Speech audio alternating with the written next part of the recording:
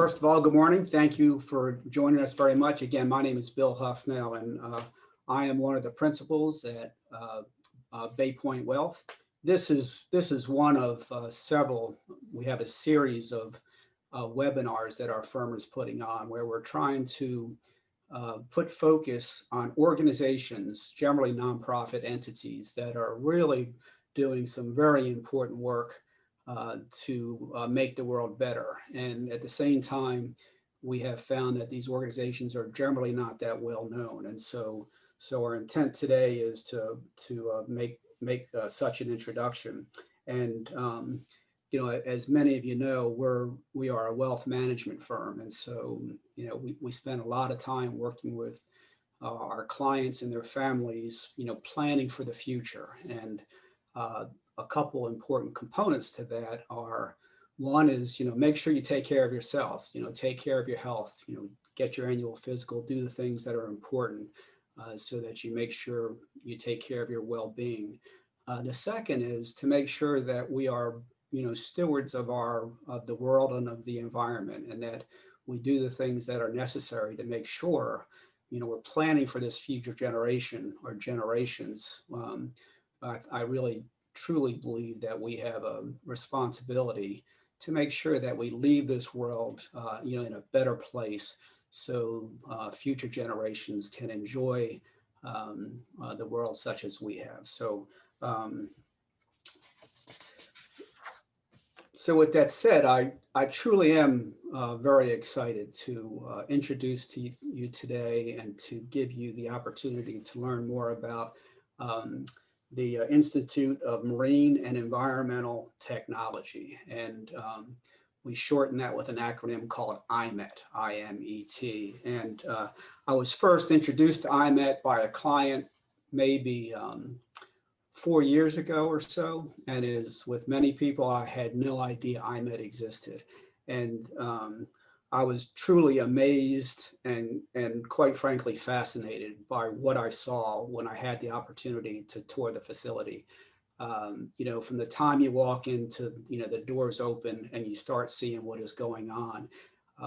But in particular, not just the facility itself, but there are a group of scientists and other individuals inside of IMET that are dedicated and passionate and excited about the work they're doing, all of which is contributing to, you know, making the world better. I remember, you know, we sort of went to different stations, you know, throughout where the research was being done within the facility. And, you know, we were sort of on a time schedule. So everybody had a certain amount of time, and then we would move on. And invariably, the person that was presenting, and this is the research analyst or the biologist or the scientist who's telling us what they're doing, would always run long. And the reason they would run long is because you could see the passion. I mean, they just wanted to tell us what they were doing. And so it was neat to see. So, and just having that opportunity to hear about it and to, you know, see it in real life was really just an eye-opening and grounding experience for me. So, and so my guess is, as I mentioned, that most of you have never heard of IMET. In fact, I sent out some personal invitations to attend, and some of those that replied back said they look forward to attending, and they mentioned a couple things. One is they were so excited to see that this is really happening in the state of Maryland, particularly in the city of Baltimore, which doesn't always get the best press. And then also just that they had never heard of it before. And so just the opportunity to get introduced to it, they were excited to be able to attend. So, and IMET is really performing some breakthrough research, all of which is designed to, you know, improve the environment, particularly from a marine biology type perspective. And I may not quite say that right, but I think that's the gist of it. And you know, as you go down to the Inner Harbor, you probably walk past this building 20 times and you see the aquarium and you see these other facilities, and you literally could walk right by it. And I'm going to introduce Russell in 1 minute, but you can see in the background that the building, which I think is called the Columbus Center, And you would not otherwise know that it's such a fascinating and important part of what's going on in research today relative to the environment. So in any case, some of the best scientists in the world are literally located right here in downtown Baltimore. So, and the other thing I was going to mention is that IMET, they're here in Maryland, so a lot of their research tends to be local. They do work in the Inner Harbor. They spend a lot of time looking at things to protect and improve, like the Chesapeake Bay. But the research they're doing is truly applicable, worldwide. And so while a lot of the research is done locally, the applications of that research and the opportunities to improve other areas of the world clearly exist just from what they're doing here locally in the state of Maryland. The other thing that I wanted to mention, and we're going to spend some time talking about it in a minute, is IMET is, it's a very dynamic organization, and it has a structure that is a little bit different than you see in a lot of nonprofit organizations, and that is, it's a partnership, and the partnership, and I think I have this pretty close to right. If not, Russell will correct me later, but it's with the state of Maryland. It's with the university system of Maryland, the universities and colleges within the state of Maryland.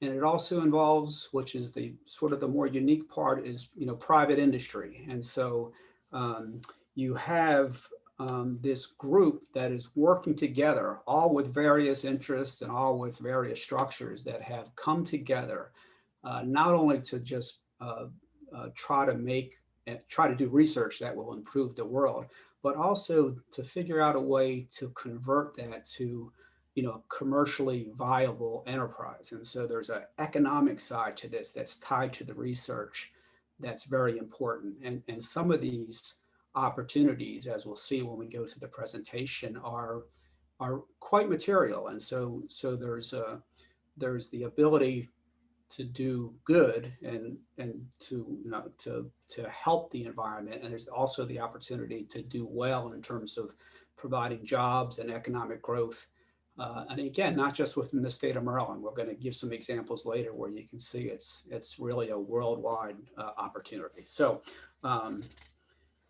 as they say, without further ado, I would like to introduce our guest today. And our guest is the executive director of IMET. And I consider a friend and just an all-around great guy and a very smart guy. And that is Dr. Russell Hill. So Russell, good morning, actually good afternoon. And it's good to see you. And thank you so much for joining us.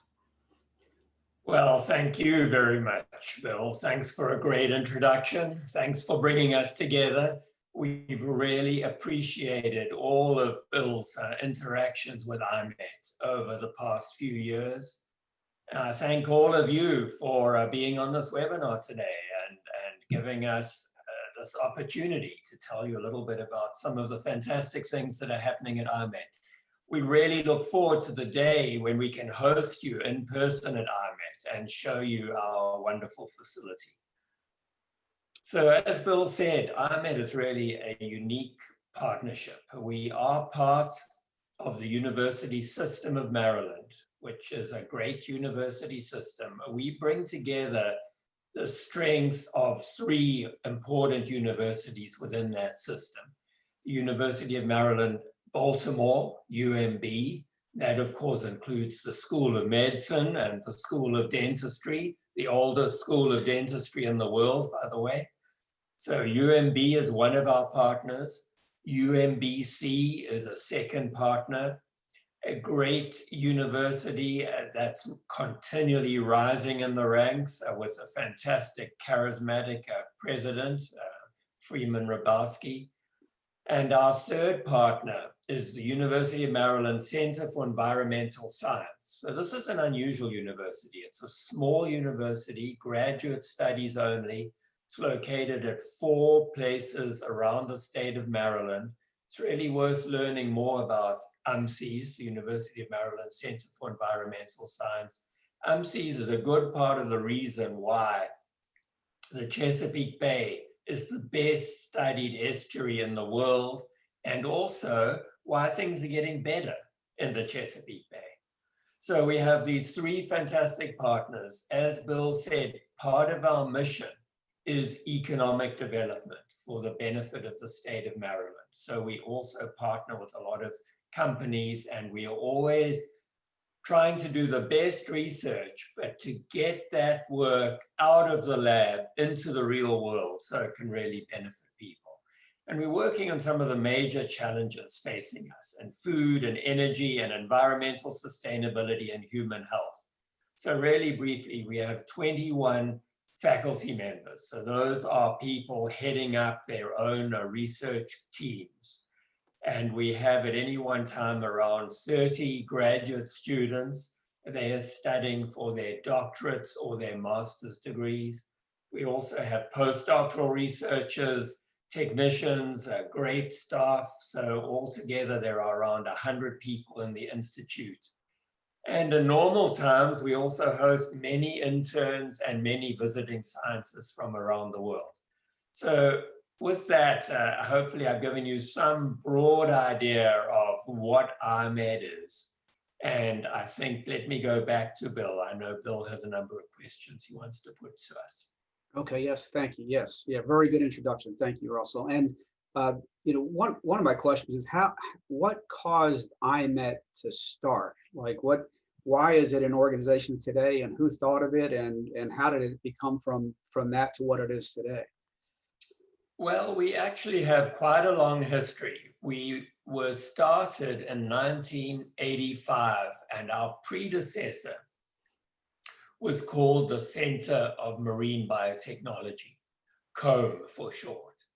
And COMB was started by a really visionary scientist. Her name is Rita Colwell. She's one of the world's leading marine microbiologists.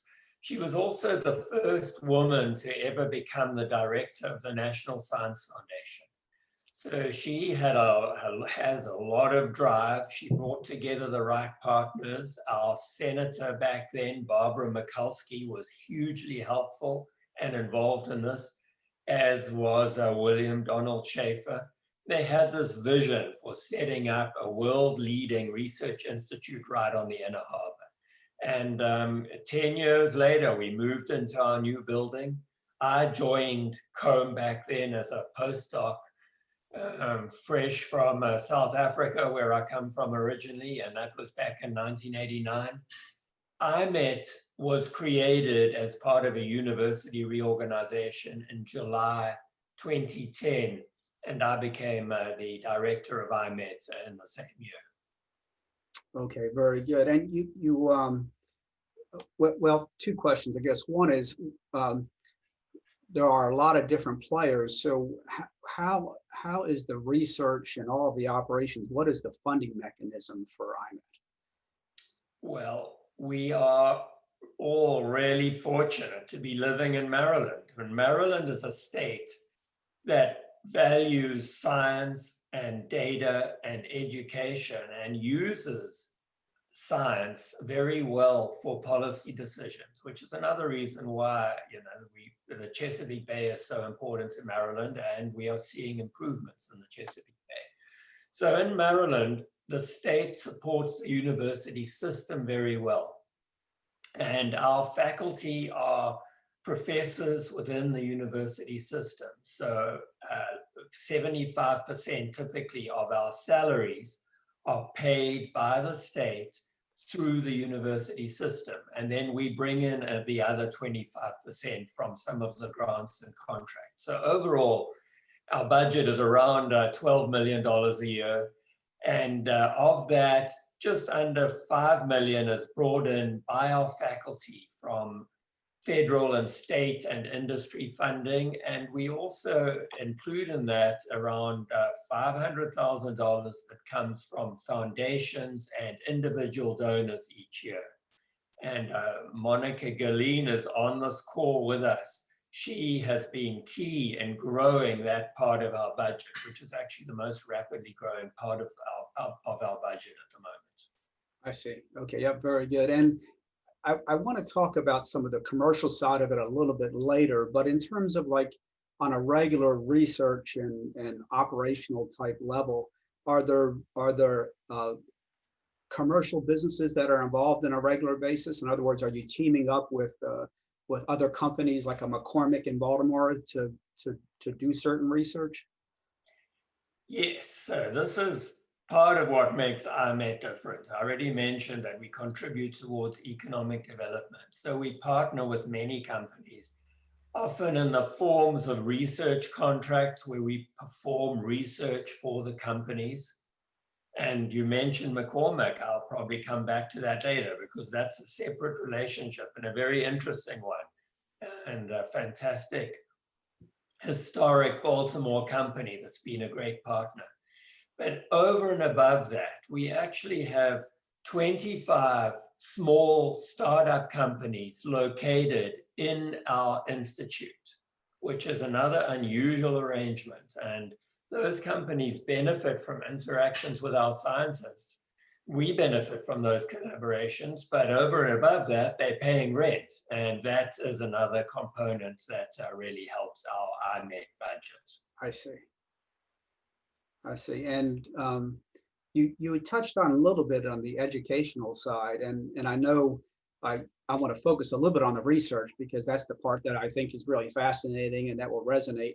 But from an educational perspective, I know you mentioned there are actually students from the local universities that will actually do their research and work on site at IMET. That's right. And then another thing that I wanted to just ask about is it seems when I had toured the facility, there was pictures of younger kids that were participating in IMET, and I'm just wondering how does that work and what opportunities are there for younger students? Well, this is a really important part of our mission, and we're really proud of the work we do in education. So I mentioned we have around 30 graduate students. So these are really advanced students, mainly studying for their doctorates, for their PhDs. And at any one time, around half of those students are from the US and the other half are international students. So we attract students from all around the world. And that's one way that we have a great global impact because these students end up with the very best education in environmental sciences, and then they go out and spread their knowledge. So that's an important part of our mission. Those students are affiliated with partner universities, some with College Park and some with UMBC, UMB, or UMCs. But they think of themselves as IMET students, and they spend all of their time at IMET. They do their coursework online, virtually. That's something we've always done. So that part of the COVID transition has not been difficult for us. So that's one part of it. But over and above that, we provide as many opportunities as we can for interns, and this includes undergraduates from around the US and many local high school students. So just as an example, in 2019, in our fairly small institute, we hosted 51 interns over the summer. And these interns are getting really fantastic experience doing research in the labs. And that lets them know whether this may be a possible career path for them. So I think that's another great way that we do have a big impact. And many of these students are from Baltimore City public schools. We have a long-standing relationship with Baltimore Polytechnic, which is a fantastic high school with great science teachers. But we also specifically reach out to some of the more challenged high schools in Baltimore, and we include students from those schools in our intern programs as well. Yeah, well, that's one thing that I truly noticed was, some of the kids that were there the day that we toured, with their lab suits on and excited and participating and having the opportunity to work in an environment that would not otherwise be available to them. And this could open up a completely life-changing environment to them compared to what they may have done otherwise. So it was really neat to see that. So and they all appear to be having a lot of fun at the same time. So and this is my last question before we get into the research side, because this is sort of relevant to the events of the world today. And I realize that part of the research that is done through IMET involves vaccines. And so my question is, given the COVID-19 today and all the concern about finding a vaccine for it, to what extent is IMET involved with that that whole research? Well, this is an interesting question, Bill, and this was all new to us, but we did have a foundation to build on because several of our faculty are involved in vaccine development, mainly for vaccines in aquaculture. A disease in aquaculture can be a problem, and we had some expertise in that level. I think the most important work is being done by one of our junior faculty members. Her name is Helen Dooley, and we actually recruited her from the University of Aberdeen in Scotland, and she does fantastic work on sharks. So you may think, well, how does that relate to vaccines and to COVID? It turns out that sharks have some really novel antibodies. And actually, you can use shark antibodies mainly initially for detection systems, but possibly also for therapeutics. And Helen has a fantastic research program applying shark antibodies to early detection of cancers, for example. But when COVID came along, she did a very rapid pivot. She has some funding from a foundation, and the name of that project is a provision of shark antibodies for the detection of SARS-CoV-2 coronavirus. That's an important part of this whole challenge. If we can rapidly and cheaply detect people who are infected, obviously that's just key. It's also possible that this could lead to better vaccines down the road. I can tell you our work on vaccines is in the future. That's not what anyone wants to hear, but we have some great vaccines in the pipeline from major pharmaceutical companies. I'm following the work by Pfizer in particular. In fact, one of my ex-graduate students was involved in vaccine development at Pfizer, and she happened to call me last night and gave me an update. So it's the big pharmaceutical companies that will be first off the mark with these new vaccines, and that's going to really help all of us. But the coronavirus is a very challenging virus, and it will probably be around in one way or another for several years. So the more we can do, the better. Rapid detection is very, very important. And Helen also has work funded by some top Department of Defense labs to move very fast on new ways of detecting the coronavirus. So very exciting work. And it's nice to see that we are playing our role. Just very briefly, one of the first things we did back in March was, we work with sterile equipment. So we have a lot of gloves and PPE in the labs. We did a collection of all of our gloves and PPE, and we donated those to the University of Maryland, Baltimore early on when our medical personnel were under such working under difficult conditions without the right PPE. So that's an aside. Things have got a lot better as far as that goes, but we're certainly doing whatever we can to contribute to the challenges that are facing us. Yes. Oh, yeah. Very good. And as we went through our tour, and I heard the different projects and the various research initiatives, there was things I never thought of, until I heard of them.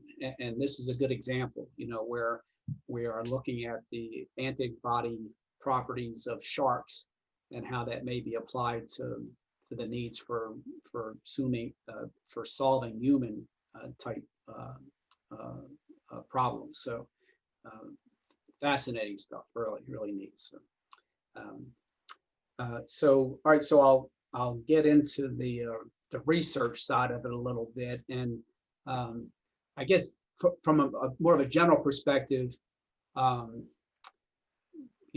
why as each one of us as individuals, how does it impact us, and why should we care about what IMET is doing? I don't know if I phrased that quite right, but I guess you get the gist of my question. I think you phrased it exactly right. We're really conscious of the fact a lot of our work is actually supported one way or another by the taxpayer. The taxes you pay to the state of Maryland or the federal government, that's what underpins our ability to obtain federal grants and state grants and do the work that we do. So we really have a responsibility to let people know what we're doing and try to make sure it's useful.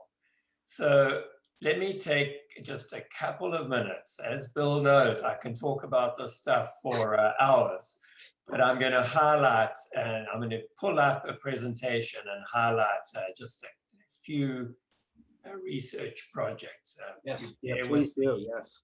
So I'll touch on one or two projects. This is another picture of our beautiful facility that you'll all get to tour one day. We just talked about the sharks. We actually have sharks in our facility. We have a wonderful aquaculture research center right here downtown in Baltimore. Truly sustainable aquaculture. Aquaculture is so important. We do aquaculture in new ways. So we do aquaculture in a completely novel way. We start off with Baltimore City water, which happens to be very high quality water. We add salt, we make our own seawater, and that water stays in these big tanks indefinitely. So this is really the new way of doing aquaculture. It has great commercial potential, and we'll talk about some of that.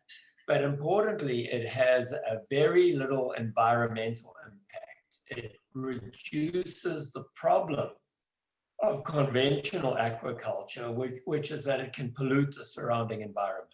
So there are huge advantages to doing aquaculture in this way.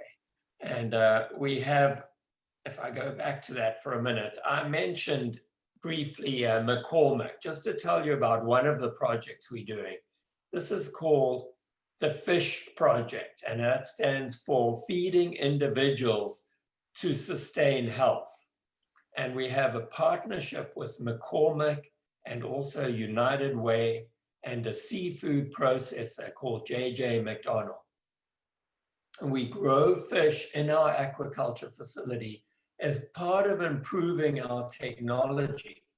But of course, at the end of a grow out, we have these fantastic yields of the highest quality, very desirable seafood. So in this experiment here, we are growing a Mediterranean sea bass, one of the most desirable fish. So if you go to a high-end fish restaurant, you'll be paying $30 or $40 for a nice meal of a Mediterranean sea bass. The fish that we grow, we collect, and with the help of our partners, we provide those fish to some of the neediest citizens in Baltimore through the Maryland Food Bank and similar organizations. So I think that's just a great outcome. It's a win-win situation. We get to do the research and we also benefit people in Baltimore City. So let me also tell you a little bit about some of our work on the diversity right in Baltimore's inner harbor. We are looking at various ways where we can contribute to the effort to clean up the inner harbor. And part of that is actually letting people know that there's already a lot of life in the inner harbor. And we use molecular techniques. We actually extract DNA, and by analyzing the DNA, we can get a snapshot of all of the communities and organisms that are present in the inner harbor. So this is a partnership with the National Aquarium. and also with an organization called BUGS, Baltimore Underground Science Space, that brings in citizens to teach them about science. So this has been a great partnership. And one of the other exciting things, this is work that has been happening for the last 20 years, but one of our faculty members actually succeeded in isolating some microbes from Baltimore's inner harbor that have the toxic compounds called PCBs. So this is a great example. This is work that has taken 20 years. It's some of the most high quality science, but it's led to a practical outcome. And what you see in this bottom picture is our scientists spraying out little particles of carbon with these microbes attached. This is actually at the marine base at Quantico, where they have some PCB contamination. And these microbes go to work. Instead of these PCBs being in the environment for thousands of years, they can be broken down in weeks or months. So this work has actually led to the formation of a new biotech company called Rimback. And I think it has great potential. This company, the founders are our faculty member, Kevin Sowers, and a colleague of his from the University of Maryland, Baltimore County, UMBC. So a great story, not easy. This took a long time, but now it's really paying off with practical outcomes. Yeah, again, an amazing example of the work that's being done, particularly with such a widespread issue of PCBs contaminating so many waterways. That the ability to neutralize that is pretty fascinating. Good. So Bill, if I can tell you just a couple more little snippets of research. Yes. And of course, Bill knows about this project because he's been a supporter and he's been involved in this. But for the last 3 years, we've had a fantastic initiative called the Blue Crab Genome Initiative. So we want IMET to be the first place in the world to sequence the genome of the Chesapeake Bay blue crab. And this is led by Professor Suk Chung, shown here.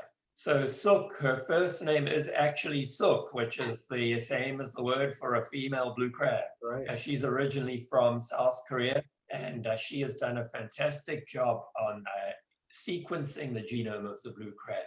And this has been supported by private donors, mainly from Annapolis, led by a fantastic couple, Mike and Trish Davis, who have really been wonderful supporters of our institute, and they brought in some of their friends and helped us raise the funds for this genome project. And this work's now coming to the point where we will be publishing this genome. It'll be a big first for IMET, but it's not our only first on blue crabs. So IMET was actually the first place in the world to close the life cycle of the blue crab, to actually get blue crabs to reproduce in captivity. We did this about a decade ago. It's very challenging scientifically. You probably haven't thought about this. You see crabs like this, and maybe you'll see a crab with a sponge with orange eggs under her belly. But those orange eggs hatch and they go through 7 microscopic stages that swim around out into the Atlantic and then return to the Chesapeake. We had to figure out how to feed and look after all of those microscopic stages before they finally change to something that looks like a baby blue crab.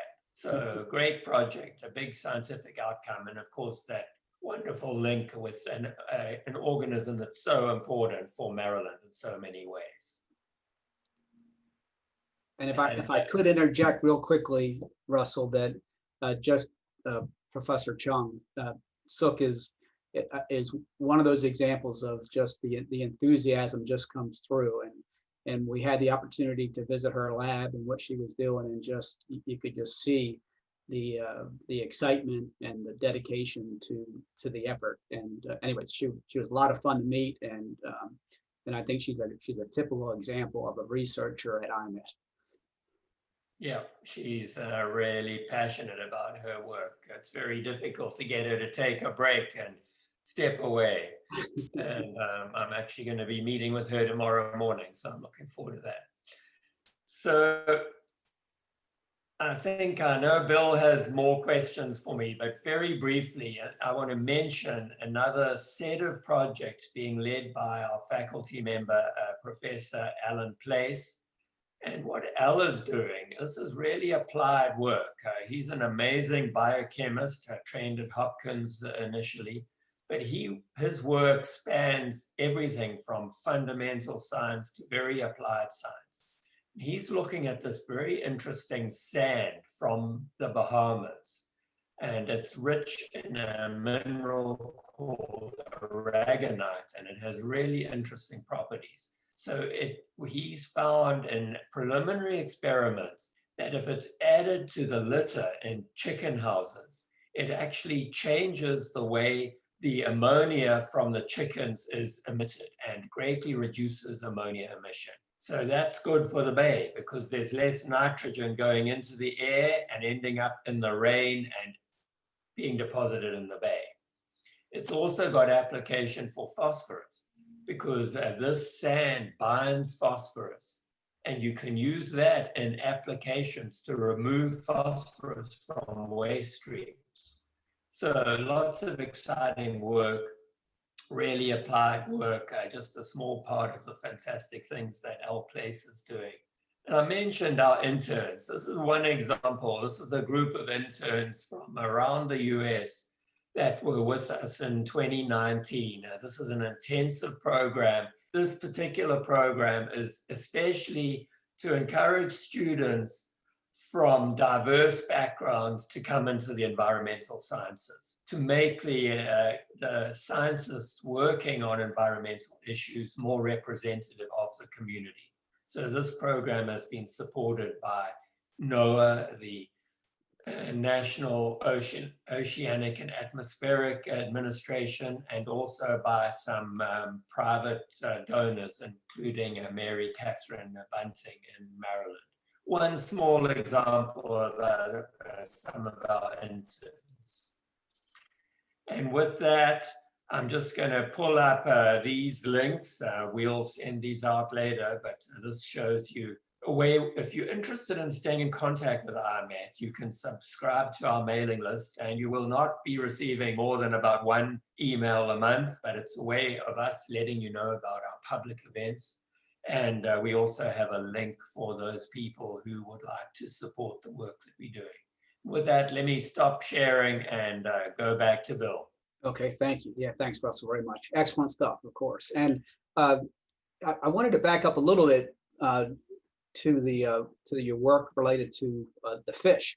And you had, I believe, mentioned in your presentation when we visited the shortage or potential shortage of seafood to feed the world, and particularly in the United States. And I believe I'm right in that, for example, the Atlantic salmon is now banned from commercial fishing, and so you're not other than recreationally allowed to fish for them. But I see on a fairly regular basis at Whole Foods and other places that there's plenty of Atlantic salmon around. So I'm wondering, where is that fish coming from? So there's a lot to talk about here, Bill. Seafood, we all should be eating more seafood. The health benefits are really clear. And in fact, that is happening. The per capita consumption of seafood in the US is slowly increasing. But a lot of people don't realize the oceans are pretty much at capacity. So at this point, we cannot be getting more seafood from the oceans. And already humans are eating more seafood that is grown in aquaculture than comes out of the ocean. So more than 50% of the seafood consumed on our planet comes from aquaculture. In terms of the US, this is a big deal because the US imports over 90% of our seafood. And the seafood trade deficit is significant. In fact, in 2018, that figure was put at over $22 billion. And a big part of that is salmon. To come back to the salmon that you mentioned, around $4 billion of the seafood trade deficit is from importing salmon.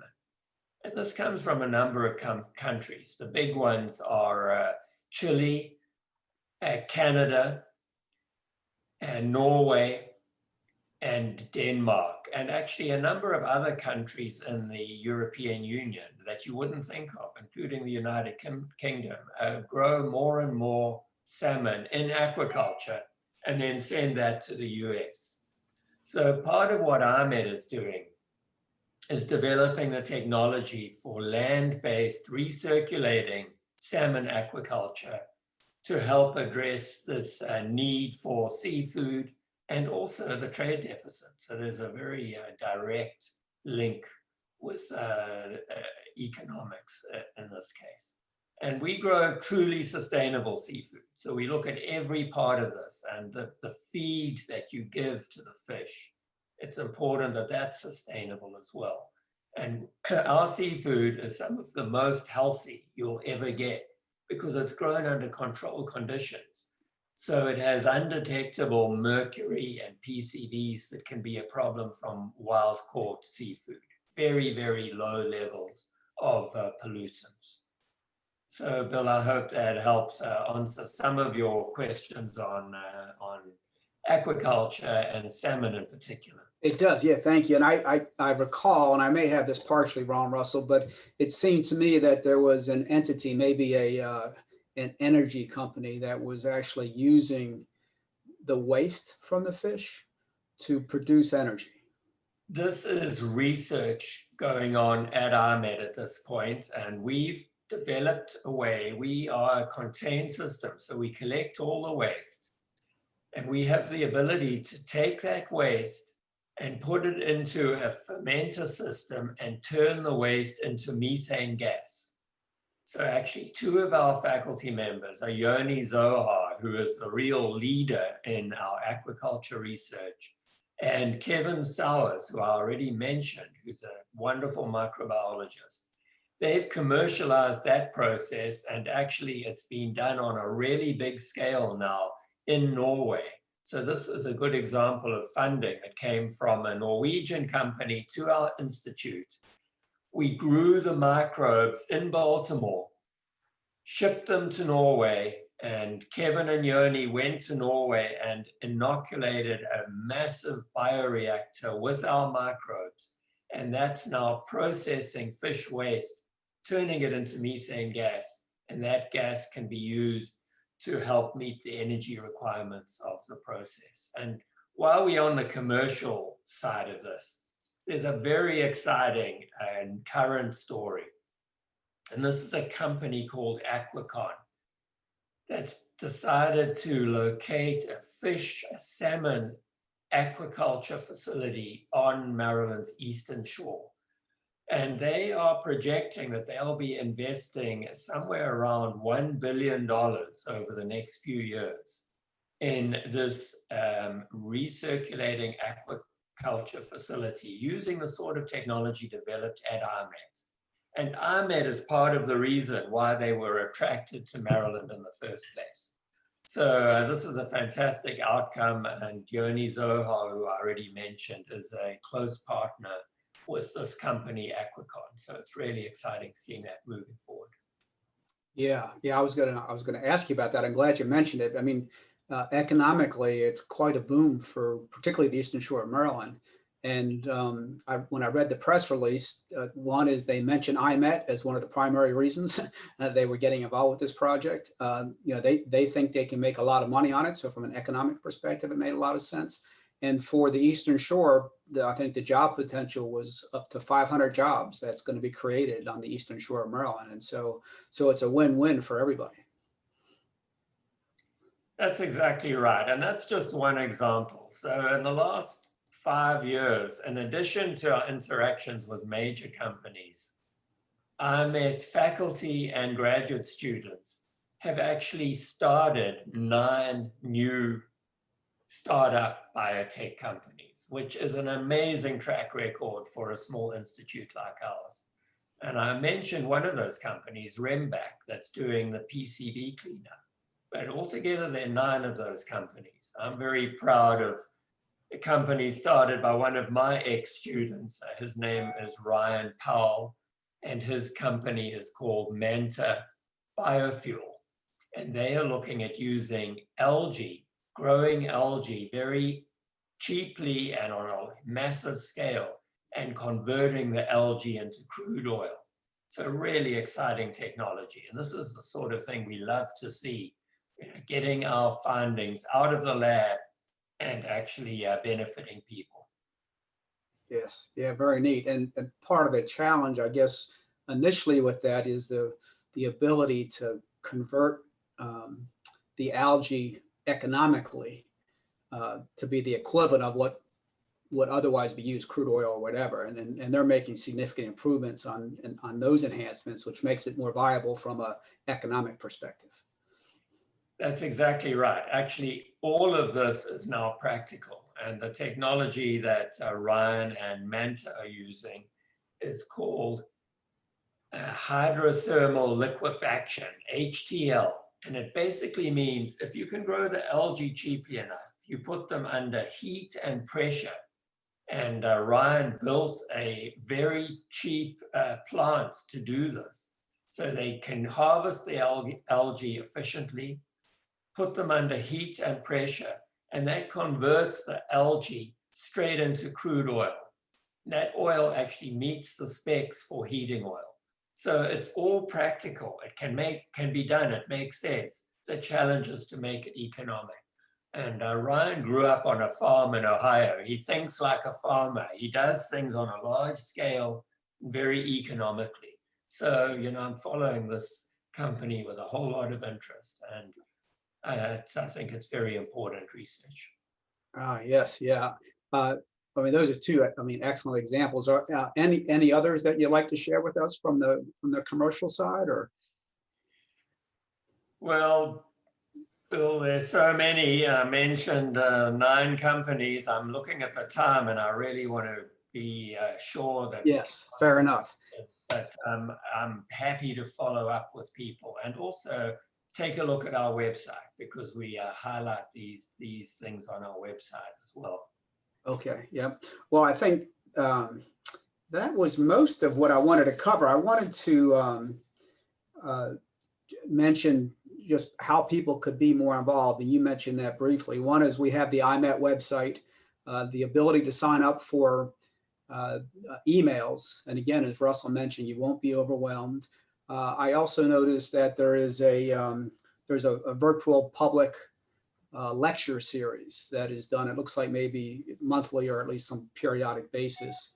And there's one tonight, actually. I saw that you could sign up for. So you have the opportunity to sign up for those as well.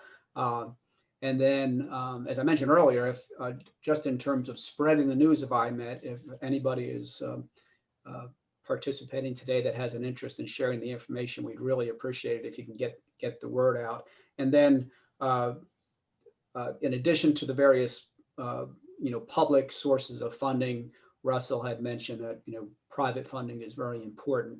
And so one, if you visit the website, there's a donate here button you can click, but we'll also, if you have any interest in supporting the efforts of IMET, we would certainly appreciate it, and we'll provide a link in our follow-up email to give you the opportunity to do that. So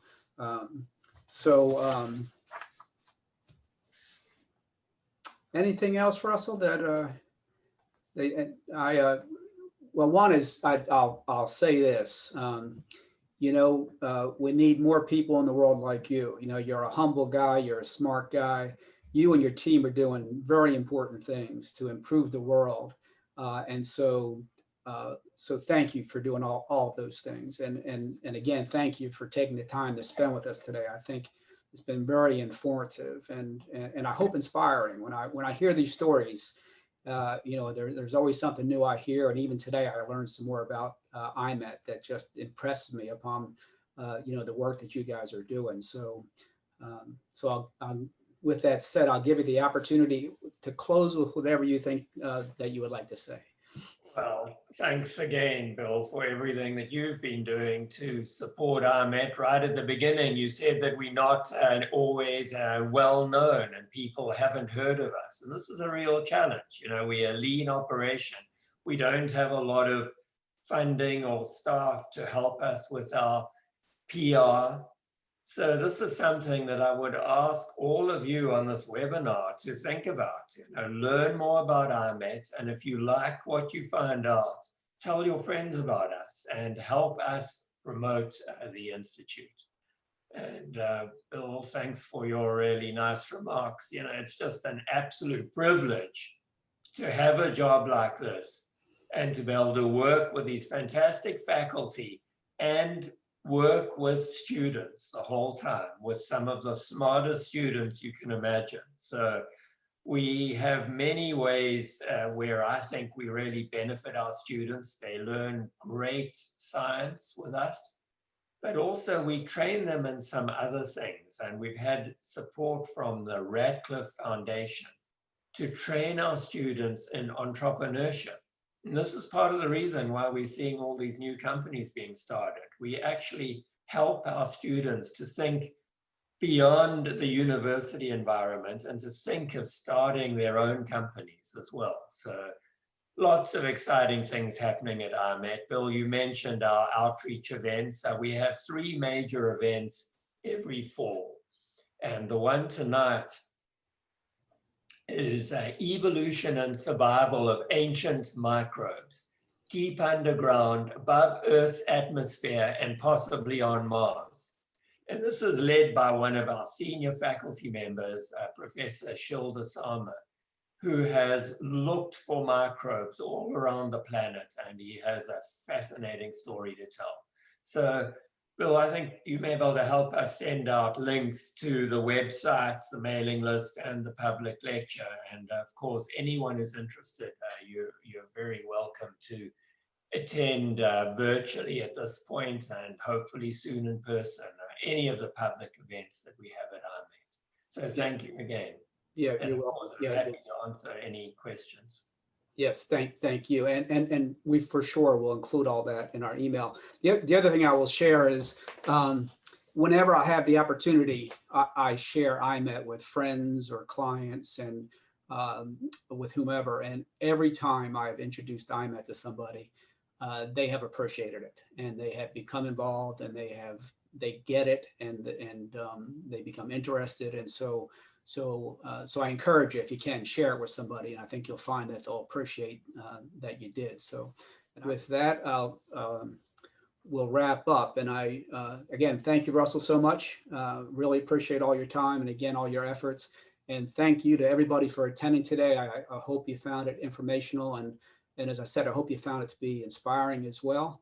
And so everybody, please take care and have a good day. And thanks again very much for spending your time with us today. Bye-bye.